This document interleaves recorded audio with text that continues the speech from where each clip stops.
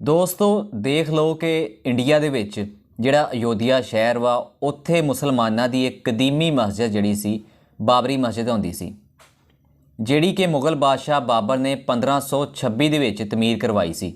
ਇੰਨੀ ਪੁਰਾਣੀ ਇਹ ਮਸਜਿਦ ਸੀ, ਲੇਕਿਨ 1992 ਦੇ ਵਿੱਚ ਇਸ ਮਸਜਿਦ ਨੂੰ ਕਾफ़ी ਜ਼ਿਆਦਾ ਹਿੰਦੂਆਂ ਨੇ ਨੁਕਸਾਨ ਪਹੁੰਚਾਇਆ ਸੀ।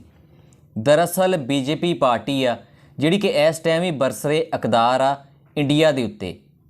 ਉਸ ਪਾਰਟੀ ਦੇ ਕੁਝ ਇੰਤਹਾ ਪਸੰਦ ਜਿਹੜੇ ਰਹਿਨੁਮਾ ਸੀ, ਉਹਨਾਂ ਨੇ ਆਪਣੇ ਨਾਲ ਇੰਤਹਾ ਪਸੰਦ ਹਿੰਦੂਆਂ ਨੂੰ ਲੈ ਕੇ 1992 ਦੇ ਵਿੱਚ ਉਸ ਮਸਜਿਦ ਦੇ ਉੱਤੇ ਹਮਲਾ ਕੀਤਾ ਸੀ। ਉਸ ਮਸਜਿਦ ਨੂੰ ਕਾफ़ੀ ਜ਼ਿਆਦਾ ਨੁਕਸਾਨ ਪਹੁੰਚਾਇਆ ਸੀ। ਉਸ ਮਸਜਿਦ ਦੇ ਵਿੱਚ ਦੰਗੇ ਫਸਾਦ ਕੀਤੇ ਸੀ, ਮੁਸਲਮਾਨਾਂ ਦੇ ਕਈ ਘਰ ਉਹਨਾਂ ਨੇ ਸਾੜਤੇ ਸੀ। ਤੇ ਉਸ ਜਗ੍ਹਾ ਤੇ ਇੰਡੀਆ ਦੀ ਜਿਹੜੀ ਸੁਪਰੀਮ ਕੋਰਟ ਵਾ 2020 ਦੇ ਵਿੱਚ ਉਹਨੇ ਫੈਸਲਾ ਦਿੱਤਾ ਸੀ ਕਿ ਇਸ ਮਸਜਿਦ ਦੀ ਜਗ੍ਹਾ ਤੇ ਇੱਥੇ ਰਾਮ ਮੰਦਰ ਤਮੀਰ ਕਰਵਾਇਆ ਜਾਏ। ਦੋਸਤੋ 2020 ਦੇ ਵਿੱਚ ਉਦੋਂ ਹੀ ਇੰਡੀਆ ਦੀ ਗੌਰਮੈਂਟ ਤੇ ਇੰਡੀਆ ਦੀਆਂ ਅਦਾਲਤਾਂ ਨੇ ਇਹ ਫੈਸਲਾ ਦਿੱਤਾ ਸੀ ਜਦੋਂ ਪਾਕਿਸਤਾਨ ਨੇ ਕਰਤਾਰਪੁਰ ਕੋਰੀਡੋਰ ਖੋਲ੍ਹਿਆ ਸੀ ਸਿੱਖਾਂ ਵਾਸਤੇ, ਇੰਡੀਆ ਦੇ ਲੋਕਾਂ ਵਾਸਤੇ। ਲੇਕਿਨ ਇੰਡੀਆ ਦੀ ਅਦਾਲਤਾਂ ਨੇ ਉਸੇ ਵਕਤ ਬਾਬਰੀ ਮਸਜਿਦ ਦੀ ਜਗ੍ਹਾ ਤੇ ਉੱਥੇ ਰਾਮ ਮੰਦਰ ਤਮੀਰ ਕਰਨ ਦਾ ਫੈਸਲਾ ਕੀਤਾ ਸੀ। ਪਾਕਿਸਤਾਨ ਨੇ ਤੇ ਦੇਖ ਲਓ ਕਿ ਇੰਡੀਆ ਵਾਸਤੇ ਕੀ ਕੀਤਾ, ਕਰਤਾਰਪੁਰ ਕੋਰੀਡੋਰ ਖੋਲ੍ਹਿਆ। ਦੋਸਤੋ ਕੱਲ੍ਹ ਨਰਿੰਦਰ ਮੋਦੀ ਨੇ ਉਸ ਰਾਮ ਮੰਦਰ ਦਾ ਇਫਤਤਾਹ ਕੀਤਾ ਵਾ।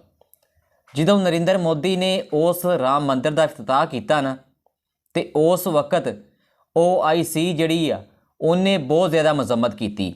ਮੁਸਲਮਾਨ ਮੁਲਕ ਜਿਹੜੇ ਆ ਕਾफ़ੀ ਜ਼ਿਆਦਾ ਉਹਨਾਂ ਨੇ ਇਹ ਕਿਹਾ ਕਿ ਇਹ ਕੰਮ ਇਹਨਾਂ ਨੇ ਕਿਉਂ ਕੀਤਾ ਵਾ। ਲੇਕਿਨ ਮੈਂ ਬਹੁਤ ਜ਼ਿਆਦਾ ਹੈਰਾਨ ਹੋਇਆ ਇਸ ਗੱਲ ਤੋਂ। ਮੈਨੂੰ ਪਤਾ ਲੱਗਾ ਕਿ ਅਫਗਾਨਿਸਤਾਨ ਦਾ ਇੱਕ ਖਿਲਾੜੀ ਜਿਹੜਾ ਵਾ 22 ਸਾਲਾ ਰਹਿਮਾਨੁੱਲਾ ਗੁਰਬੈਜ਼, ਉਹਨੇ ਦੋਸਤੋ ਇੱਕ ਸਟੋਰੀ ਸ਼ੇਅਰ ਕੀਤੀ ਸੀ ਜਿਹਦੇ ਵਿੱਚ ਉਹਨੇ ਉਸ ਮੰਦਰ ਦੇ ਵਾਸਤੇ ਹਿੰਦੂਆਂ ਨੂੰ ਖੁਸ਼ ਕੀਤਾ ਸੀ। ਉਸ ਮੰਦਰ ਦੇ ਬਾਰੇ ਉਹਨੇ ਕੁਛ ਇੱਦਾਂ ਦੀਆਂ ਸਟੋਰੀ ਸ਼ੇਅਰ ਕੀਤੀ ਜਿਹਦੀ ਵਜ੍ਹਾ ਤੋਂ ਹਿੰਦੂ ਕਾफ़ੀ ਜ਼ਿਆਦਾ ਖੁਸ਼ ਹੋਏ ਸੀ।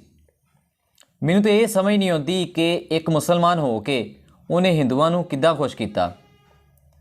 ਦਰਅਸਲ ਦੋਸਤੋ ਅਫਗਾਨਿਸਤਾਨ ਦੇ ਜਿਹੜੇ ਖਿਲਾੜੀ ਆ ਨਾ, ਉਹ ਇੰਡੀਆ ਨੂੰ ਪਾਕਿਸਤਾਨ ਤੋਂ ਵੀ ਜ਼ਿਆਦਾ ਅਜ਼ੀਜ਼ ਸਮਝਦੇ ਆ।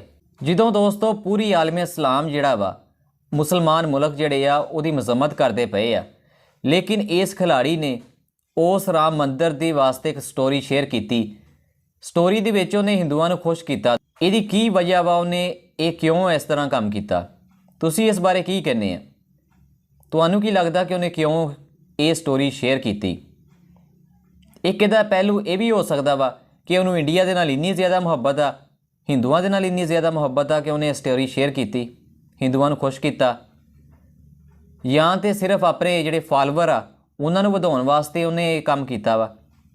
ਪਤਾ ਨਹੀਂ ਦੋਸਤੋ, ਇੱਕ ਮੁਸਲਮਾਨ ਹੋ ਕੇ ਉਹਨੇ ਉਹਦੀ ਮਜ਼ੰਮਤ ਨਹੀਂ ਕੀਤੀ, ਬਲਕਿ ਉਹਦੇ ਵਾਸਤੇ ਉਹਨੇ ਹਿੰਦੂਆਂ ਨੂੰ ਖੁਸ਼ ਕੀਤਾ। ਦੋਸਤੋ ਤੁਸੀਂ ਇਸ ਬਾਰੇ ਕੀ ਕਹਿੰਦੇ ਆ? ਅਗਰ ਤੁਹਾਨੂੰ ਇਸ ਬਾਰੇ ਕੋਈ ਮਜ਼ੀਦ ਪਤਾ ਵਾ ਤੇ ਮੈਨੂੰ ਕਮੈਂਟਸ ਦੇ ਵਿੱਚ ਜ਼ਰੂਰ ਦੱਸਿਓ।